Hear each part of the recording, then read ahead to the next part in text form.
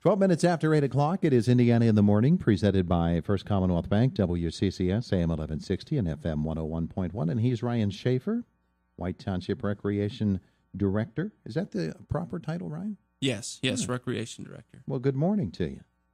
Thank you. You've got something big coming up here. The Pittsburgh Broomball Club and others are bringing the inaugural Mid-Atlantic Men's Broomball Tournament to the S&T Bank Arena coming up this weekend. Yeah, it's a unique opportunity for us. I got wind of our local club when I was at a conference up in Minnesota last spring, and we ended up making contact here over the summer. Exciting because broomball is something that very few people know about. Mm-hmm. It has a pretty good footprint in the Northeast, in parts of Canada, even in the upper Midwest, in states like Minnesota, where hockey's a more prominent sport. Sure. So broomball's kind of an opportunity for people that may not enjoy the hockey side on skates, but there's still opportunities to play the same game in shoes in the wintertime. Well, describe it to us. First of all, there's no puck. There's a ball. No puck. Yeah, it's a ball. It's a ball that's probably slightly bigger than a grapefruit, but not bigger than a volleyball. So kind of in between that. They play on shoes. They're specially designed shoes that are made to grip the ice. And instead of using a hockey stick, they use more of a paddle. And it was a paddle that was actually, originally they did use brooms, but since it's developed into more of a molded rubber paddle, the rules of the game are essentially apples to apples with hockey, with the exception of they have a few rules that are different. They have a floating blue line, meaning offsides isn't as strict, but pretty much all the other hockey rules apply. Yeah. Yeah. And how many members on a team? It's pretty typical to what you'd see on a hockey roster. 5 and a goalie? Yep, 5 and a goalie on the ice. Most teams will run at least 2 lines. I've been told that most of these teams coming in will probably have 3 solid lines. Yeah. Defensemen, forwards, same positions. I bet you cardiovascularly, these guys are in tremendous shape. They have to be. They would be, yeah. I mean, I imagine the shifts are probably a little bit longer than traditional ice hockey, which typically you don't see more than 30 to 45 seconds in ice hockey. I'm told their shifts can be closer to a minute in length, but you're on and over the boards. Yeah. In the same way you see a hockey game. So. All right, so broomball tournament is happening this weekend. The Mid-Atlantic Men's Broomball Tournament. It's Saturday and Sunday. Saturday and Sunday, yes. How many teams? 9 teams are coming in from all over the Mid-Atlantic. As far south as North Carolina. Yes. Yeah, North Carolina, Washington, D.C. I'm told that there's a team from Miami, Ohio. That's Miami University of Ohio. That is a very prominent team, so they must compete. They must be a high-level competitor wherever they go, so because I've heard about them. So. Yeah. That sounds like a lot of fun. What is it, 3 20-minute periods like hockey, or is it different? Format is the same traditionally. The tournament format might be a little bit adjusted. We're still working through some of those details. But traditionally it is still 320s. And locally, a team from Pittsburgh, yes? Yes. Yeah, the Pittsburgh Broomball Club, they actually run leagues down in Pittsburgh, and they have hosted some events in the Pittsburgh area. I think most recently they hosted an event at the Center Ice in Delmont, PA, which was successful. So the Pittsburgh Club seems to be getting more prominent in their willingness to host and participate. And there are actually, now this isn't co-ed, but there are actually co-ed broomball teams as well. There are. This is a men's tournament, but I'm being told there are at least 2 or 3 women that will be participating with the men. Oh yeah. So there are some high-level female athletes that still can compete with the men, and it sounds like they'll be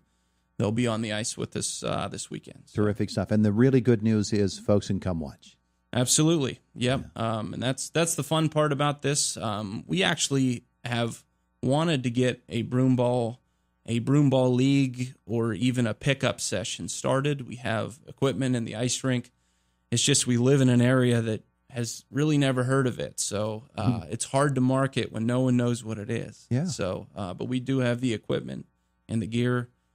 So if people are interested, they could come to the rink and potentially play this if we can get it started. Yeah, how about that? They could watch the tournament, just turn out, watch some of the games on Saturday and Sunday, and maybe that piques an interest, and you see some people sitting a couple of sections away, and you say, hey, let's all get together and play some broomball. That would be a good way to get it rolling. Absolutely. So the action gets underway at what time on Saturday? First game hits the ice at 8 a.m.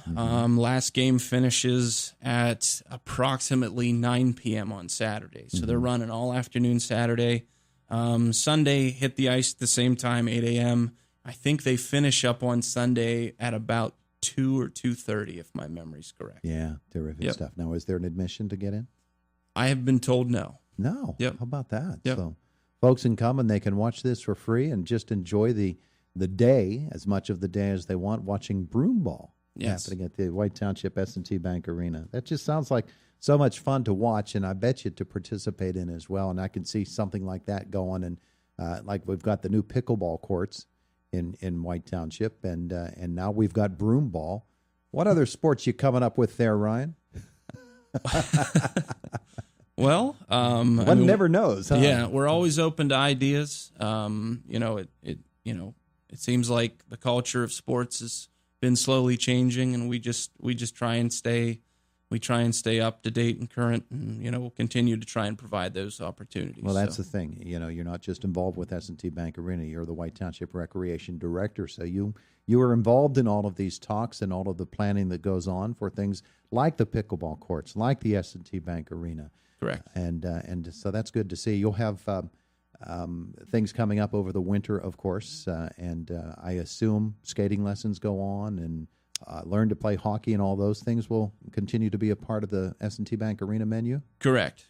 We have a learn to skate program, a learn to play hockey program. We're part of the Little Penguins Learn to Play program, which actually just registered yesterday, and that program is full. Yeah, we had Mike Chase on from the Penguins on with us just the other day talking about. Oh, great! Yeah, Mike and I work pretty closely together on that. So. Yeah, he's pretty cool. Yep. In the past, you've been able to even offer a little bit of indoor tennis on the other side. Is that going to be a possibility this winter as well? Yes, yeah. Indoor tennis is a great thing for us. We have a really good dedicated group that rent turf time from us in the mornings.